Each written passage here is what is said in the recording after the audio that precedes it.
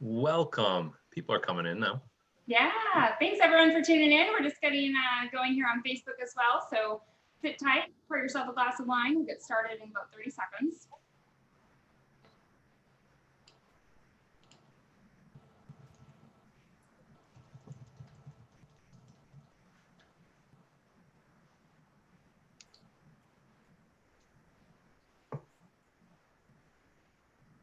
Or just eat candy. I'm just going to eat candy, I think. I don't know. I've been eating candy. Yeah. All right. Huh. All right. Here we are. So good afternoon, everyone. I'm Alicia Barrett with Binny's. We thought we'd do something a little bit different today as we prepare for Halloween in just over a week. We wanted to put together a fun pairing for all of you with or without kids that will be handing out or just frankly eating and watching a scary movie, some candy this Halloween. We know that candy is great, but I personally feel wine is much better. So we all took on the hard task of tasting various Halloween candies and wine to find you our favorite pairings. So I'll let our panel today go around and introduce themselves. Always good to see you guys. Macy, start with you. Hey, my name is Macy Lloyd. I work for Breakthrough here in Illinois, which is one of the distributors, and was lucky enough to be one of the candy taste testers. It's an important job. Yeah, big bucks there. Thanks, Macy, for coming on. Allie? My name is Allie Craig. I also am lucky enough to work at Breakthrough and do fun events like candy and wine tastings. And I'm super pumped to show you what we came up with. And Peanut Gallery? Peanut Gallery. These are peanut M&Ms. I'm Pat Brophy. I'm the Director of Spirit Sales at Binny's Beverage Depot. These ladies asked me what I thought of a Halloween candy and wine pairing tasting. I told them the idea of that pairing at all was utterly preposterous. And they said, okay, now you have to come on Zoom and do this. So prove me wrong, but I think this is not going to work. All right, well, Pat, we've had some history of proving you wrong. I eat very elegant, high acid, Chardonnay. So I mean, it's funny you bring up elegant because I'm trying to figure out how to open this wine you gave me that has this like weird little twist off. You twist. Twist. It's just like, maybe my skin's too greasy or something. I don't know. Oh, there it goes. Wow. So Pat hasn't worked out in a while, but anyway. Yeah, you need to do more yard work. Really glad for those of you that are tuning in. Please go ahead, any comments or questions, put them in the chat or question function on Zoom. And if you're on Facebook, go ahead and put those in comments and I'll try and go back and forth and bring those in. So, and if you're not watching live, we hope this definitely helps you out on Halloween night as you're surrounded by candy and want more wine. Yeah, you're supposed to pass candy out of a chute down your door, like through a PVC pipe or something they were trying to encourage in the city. So, I mean, I think that sounds like an activity that's going to be more fun if you're drinking wine all the way. So, Pat, I kind of imagine you sitting on your roof throwing candy at children as they come to your house. You know, if you make things a sport, they tend to be more entertaining for you. Yeah. I love it. Okay, so Allie, do you want to share with us our first pairing? We're going to open up here this lovely cava. Well, I had figured out how to open it earlier. So we're going to start out with Freixenet. This is a cava, which is a brut. So it's dry, it's crisp, it's clean. This comes from a winery that's a little over a century old. And for those of you that don't know, cava comes from Catalonia, Spain, which is like on the northeastern side. And we decided to pair it with some delicious M&Ms. So if you guys have some at home, this might be good too for after Halloween, after 0 trick-or-treaters come to your house and you have plenty left over.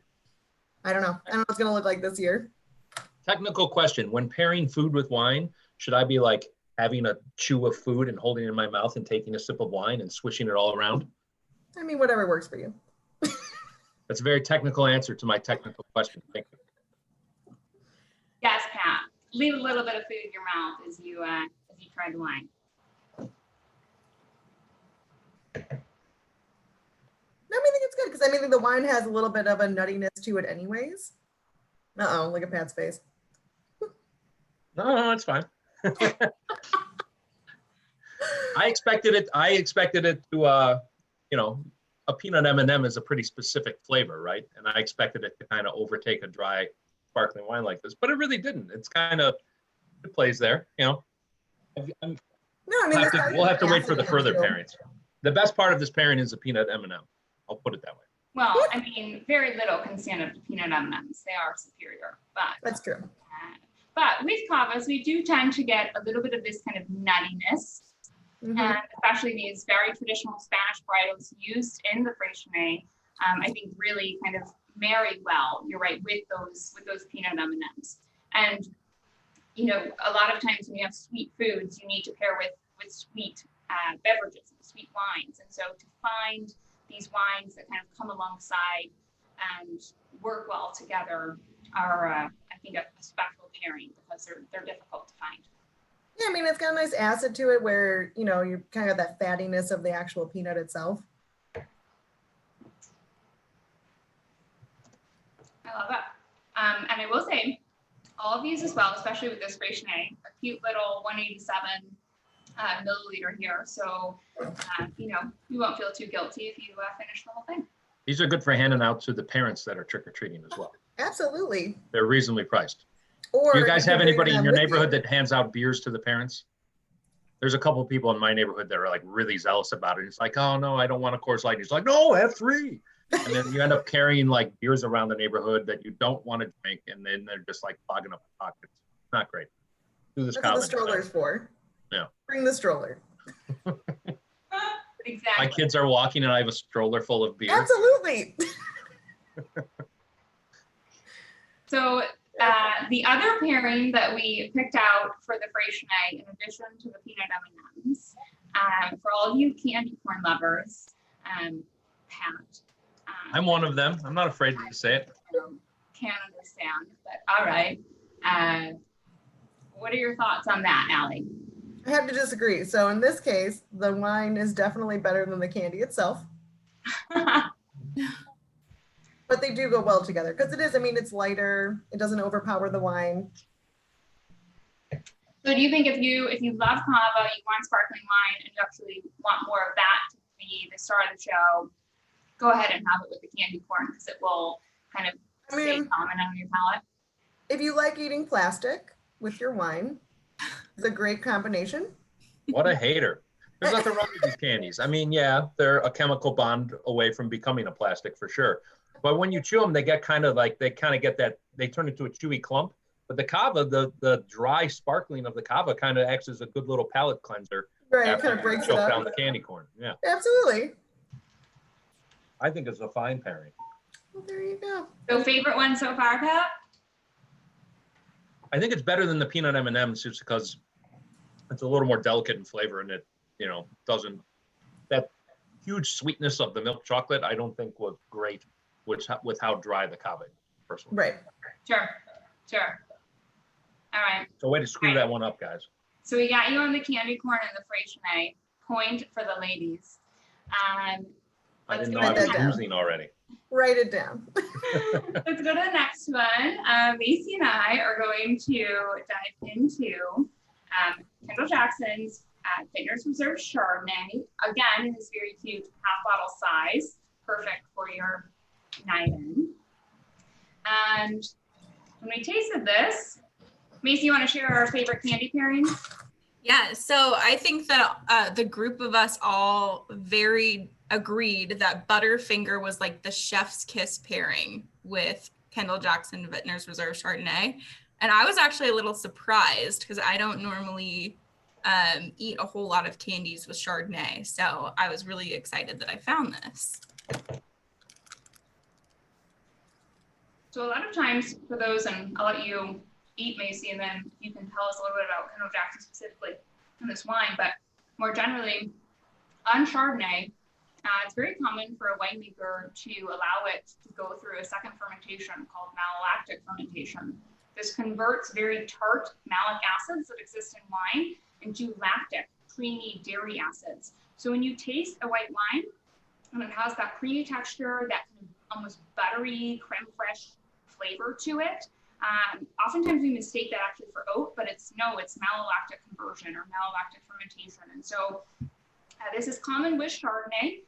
It lowers the perception of acidity in the wine, but adds that body, adds that creaminess and buttery flavor. Hence, when we pair that with kind of that like peanut butter element of this candy, the harmony is really beautiful. Kind of like butter toffee character. I could see that. Yeah. I could actually see that working. So Kendall Jackson has got to be like one of the best-selling Chardonnays in the store, right? So, And- actually, Pat, it is the #1 Chardonnay in America, 27 years running. Pardon me, marketing suit in the corner. But more importantly, where does it fall on that buttery scale? Like Alicia and I actually just recorded a podcast a few weeks ago on Chardonnay. If you don't listen to the Binny's podcast, you should check it out, Barrel to Bottle, the Binny's podcast. You get to hear Alicia prove me wrong constantly, especially about wine, but other things as well. But we were talking about how that perception of that buttery American style Chardonnay, and we obviously have Chardonnays called just butter now. Where does Kendall Jackson kind of fall on that scale of that oaky butteriness? In my opinion, I think it falls pretty in the middle. I think that it's not an overpowering butteriness, but it's definitely there for the people that like it. I wouldn't say that it's overly buttery like some of the other wines that people like to go for. America's #1 Chardonnay for a reason, then, is what you're really saying. Yes. Yeah, I would totally agree with that, Macy. I think the mallow here and even a little bit more so the oak are definitely there to observe. However, it's not as extreme as some other examples and can kind of meet people halfway. We have a comment in from Alicia, another Alicia, big fan of Kendall Jackson Chardonnay, and we've been drinking it forever. Her friends, her mom, everyone. So yeah, crowd pleaser wine here, great value. We love it with Butterfingers. And I mean, these are really good too, so we can't go wrong. -1 point, you held the Butterfinger upside down. That means I'm back in the lead now for pairing score. All right, we're tied. The other pairing, if you can't get your hands on some Butterfingers, or it's not for you, Reese's peanut butter cups are another great option for these Chardonnays. So I think with that, Macy, any other thoughts? Any other, Kendall Jackson obviously produces a lot of wines, but any other takeaways for us on this Vintners Reserve out of California? I think like one of the biggest takeaways too is with it being such a highly produced wine. One of my favorite things is I've actually been to the Monterey facility where they're housing a lot of the barrels of KJ Chardonnay, and it's straight up thousands of barrels. They're not cutting any corners with any of the winemaking practices that they're doing. So it's really cool to go down and see all of the barrels in person. So they're not next year, maybe. Yeah, Hopefully. Yeah, we'll be there next year. So everything is in barrel, right? We're not putting, this is not very romantic, but if people want to save money on oak, which is very expensive, they can put oak chips and oak staves in the in stainless their steel wine, thing. right? So if you go and buy your $7 or $8 oaked whatever, and you're like, I wonder how that $1,600 new French oak barrique somehow plays into this pricing structure. It's probably oak chips or oak staves. Nothing wrong with it. It gives us great value wines, but so you're saying with Kendall Jackson, we are seeing a lot of actual oak barrel use, right? Yes, 100%. Yeah, greater integration, more complexity. Love it. That's cool though. I didn't know about that. It's honestly so amazing to see it live in person. I've never seen so many barrels of wine before in my life. I can't believe I got skipped on the Butterfinger pairing. It's pretty disappointing. Yeah. Putting that out there. I thought I was being nice by saving you from this, because before we did our Chardonnay podcast, you told me I don't like Chardonnay. I am an affirmed hater of Chardonnay generally, but I'm a fat guy and I do appreciate Butterfinger. Here. All right, so we all know what Pat will be having on Halloween. Okay, well let's continue on here. We're gonna go to Pinot Noir, one of my absolute favorite grape varieties.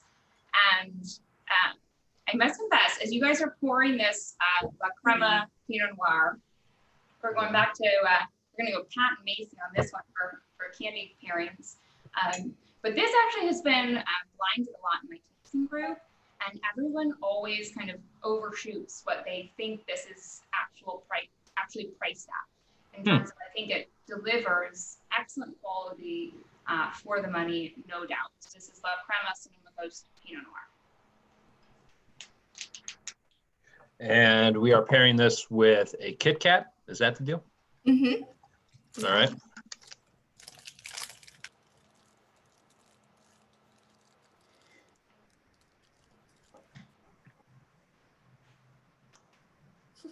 I'm just waiting for what you have to say. I know. We're just watching your face, Pat. That's all we're doing. Chocolate pairs that well with wine. I don't, I mean, doesn't this is so sweet compared to what I think is a pretty dry wine. Like I've had Pinot Noirs that are a little sweeter where like, you know, on the down low, they're adding sugar to them and they don't want to talk about it or something. I think that might work. But this is actually a pretty nice Pinot Noir. And I think the chocolate just kind of distracts from the wine. Sorry. Again, we're thinking about everyone at home that is having to hand out candy on Halloween night and wants wine. And we're trying to find something that can kind of stack up. And I think the earthy and kind of a little bit of the nutty elements of this Pinot Noir go really well with this Kit Kat. So, what do you think, Macy? I love the Kit Kat pairing. I think that it's very smooth, but like nothing gets lost in either the wine or the Kit Kat with the pairing. And I love Kit Kat, so I'm happy that I kind of get a good taste of both with it. Have you guys heard about all those weird Kit Kat flavors that they sell in Japan that you can't get here, but you can order them on Amazon for like $10 a Kit Kat bar? Yeah, I have a feeling like there's probably like some weird savory Kit Kat flavor that's available in, you know, Asia that would pair better with Pinot Noir. I'm just putting that out. Like Wagyu Like a beef mushroom Kit Kat? I don't know. They have all kinds of weird Kit Kat flavors over there. We're really missing out. We're not on the good end of the Kit Kat spectrum here. Where do they make Kit Kats? They're in the U.S., I think. Yeah. How are they exporting all the good stuff then? Well, they make them over there too.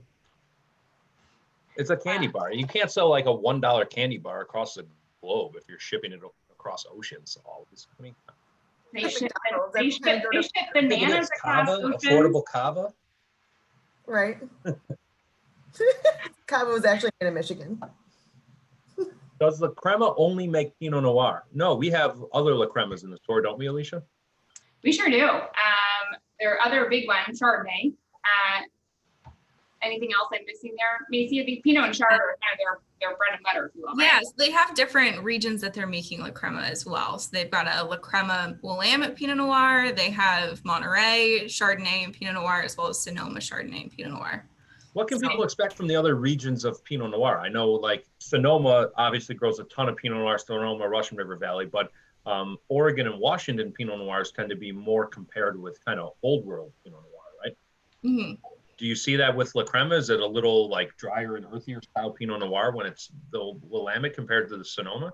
I always like to say it's like California's take on Oregon Pinot Noir. Okay. Yeah, so it's a little bit New World style, but still some of those old world characteristics. So a little bit more earthy. I like to think of it as like a heavier Pinot Noir, but still very palatable, delicious. Like I like to just drink it by itself, and it's delicious paired with any kind of food that you'd like as well.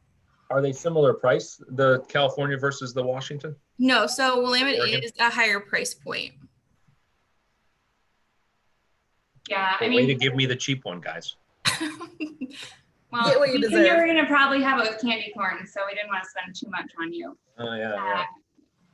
But yeah, Blew it all on the Valley- Lindor chocolate budget. Yeah, that's why we ended up with it. Yeah, well, you guys taste the Lindor chocolate. That was the next pairing with the Pinot Noir. And, you know, we got kind of that red fruit from the Lindor chocolate that often we find with Pinot Noir. Just as a little bit of a, to draw back on, you know, Pinot Noir from the Willamette Valley, as was mentioned, yeah, it does tend to be a little more old world. a little bit more elevated in its acidity, a little more kind of earth and savory driven rather than just fruit. But this kind of notion that California Pinot Noir is just kind of big and fruity and doesn't even play itself into what typical Pinot Noir should be is kind of outdated. There are so many cooling influences in California and trends going back to more elegant, restrained styles that for those of you that just think, oh, Cali Pinot, it's big, it's fruity, it's high in alcohol, and it's not typical Pinot, think again, it's changed dramatically, and there are some really beautiful expressions. In terms of Washington, there are some people growing Pinot Noir. I don't even think we carry any Washington Pinot. It's definitely those that do it, they're doing it down kind of on the Oregon border there in the Columbia Gorge, but not kind of their main focal point up in Washington state specifically. Yes, I misspoke. Willamette, Oregon, not Washington. Correct. Got it. Correct. I will say, so I tried one of these Lindor chocolates that you gave me with some of this, and I like this. I think this is a better pairing than the Kit Kat. Yeah. Maybe it's the texture of the chocolate. I mean, they're both milk chocolate. The Lindor is, it's a different kind of sweet. It's not as like, granulated sugar type sweet. It's a little more, it's just, I don't know if it's a different complexity or something, but there's a different kind of sweetness here that I think pairs really nicely actually with this Pinot Noir. Is that another point for us, Pat? It's a reluctant point, yes, but a point nonetheless. I think it's definitely higher quality chocolate. It's more delicate, and that's actually why we put it second, because we wanted to. I'd be curious to pair the Pinot Noir with a more like a bittersweet, darker, or a higher cacao content chocolate. I think would be actually pretty awesome. Yeah. Which is very fitting for Pinot Noir, because if you at home are watching and thinking, oh, I really don't like Pinot Noir, my advice is to spend more money, and which is Pat's advice on chocolate as well.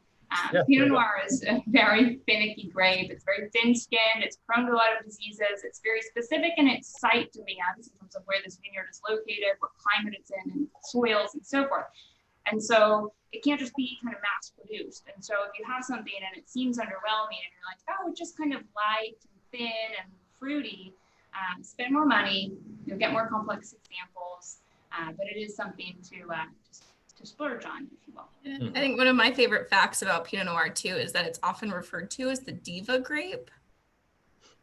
I love that. Just because it's so finicky on where it's grown and all of the different elements that go into it.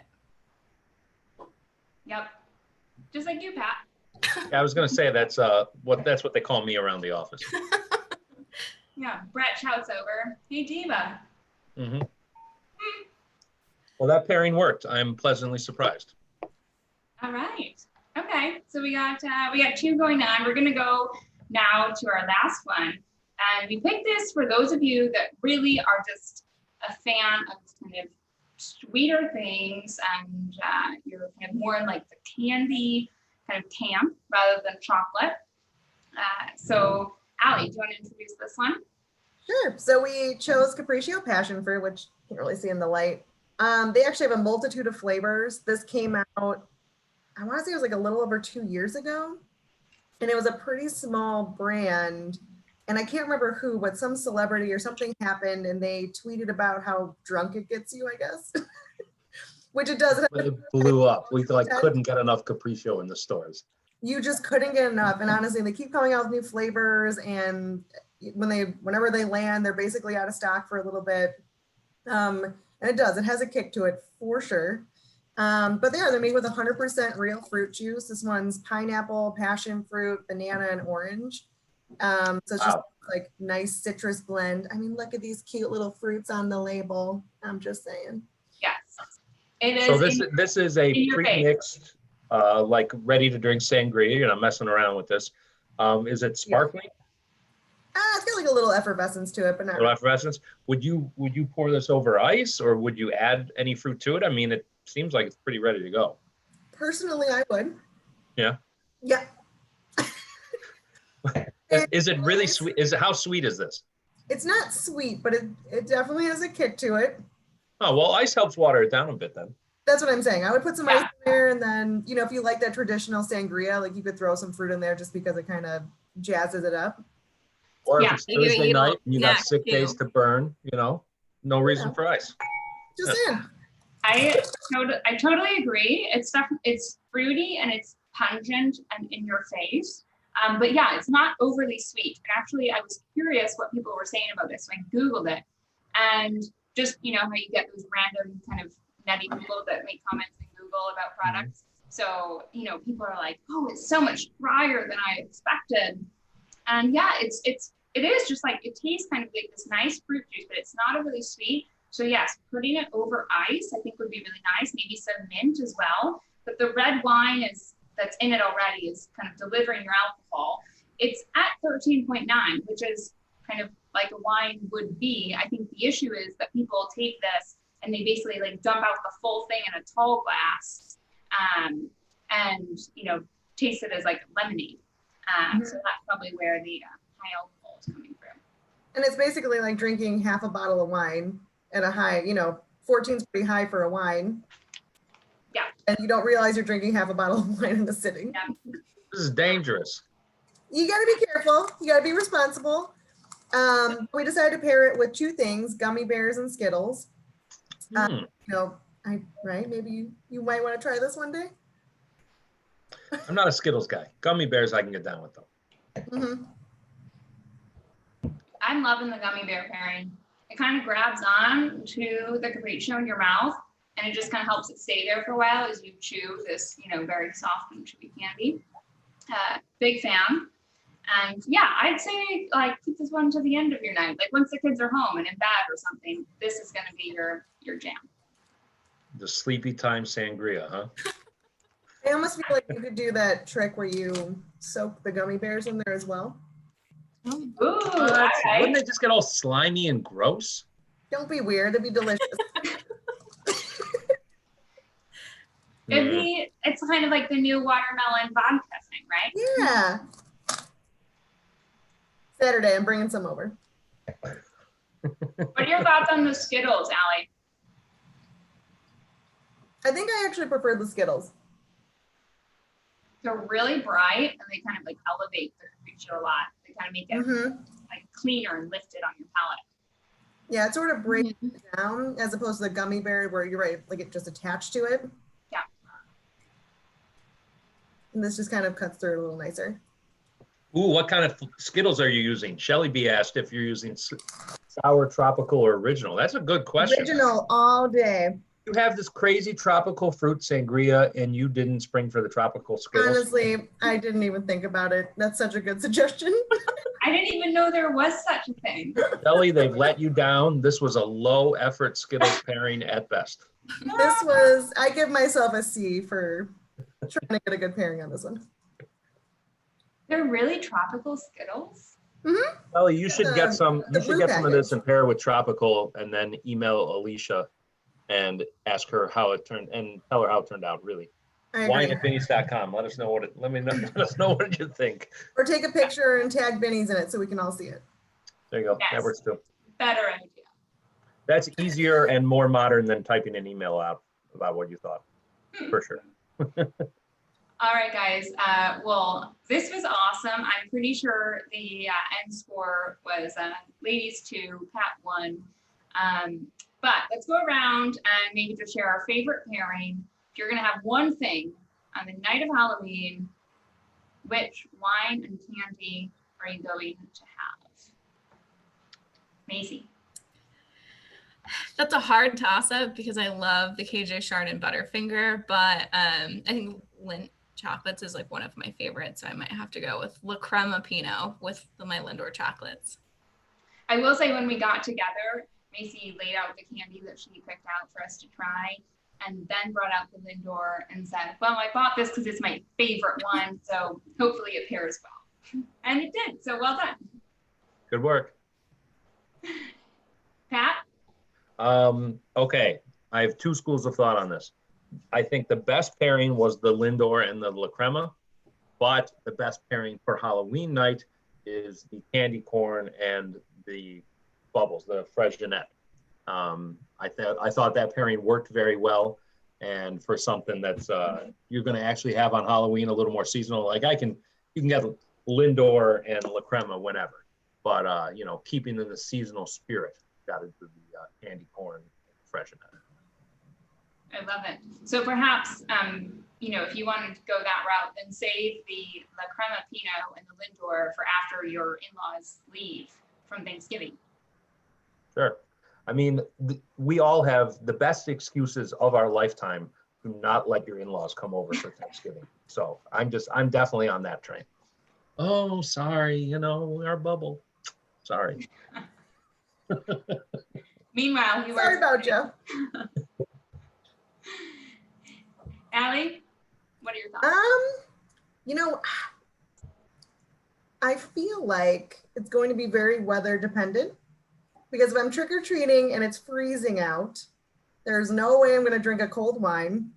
So I think I'm going to go La Crema with the Lindor, because I think it's going to be cold again. Yeah. However, if it was going to be nice out, I would go with the Fraisionet and the peanut M&M because it's my favorite. Yep. Excellent. No votes for Capricio yet. Mm-hmm. Alicia, you on Capricio and Skittles or what? I'm still eating and drinking it, so I mean, I guess. I mean, so Allie is voting by her behavior. I'm more of a chocolate fan than I'm a candy fan. So I will go with the Chardonnay, the Kendall Jackson Chard, and the Butterfinger. I think that's a pretty awesome pairing.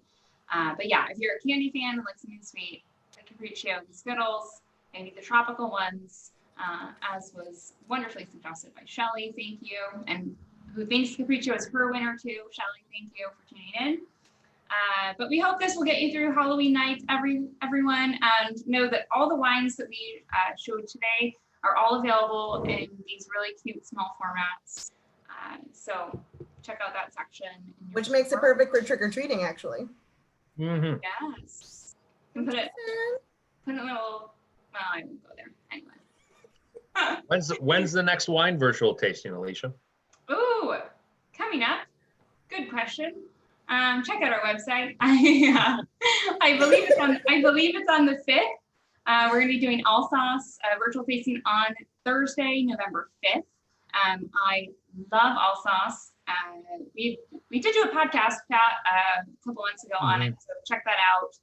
And then also on November 7th, we're going to be talking about icons of Pinot Noir. We're going to be doing some Henriot sparkling Pinot Noir, Bouchard Perry-Fiel from Burgundy, and Beaufrère from the Willamette Valley, getting you ready for some Thanksgiving pairings. So yeah, November 5th and 7th, check out our website. Guys, thank you so much.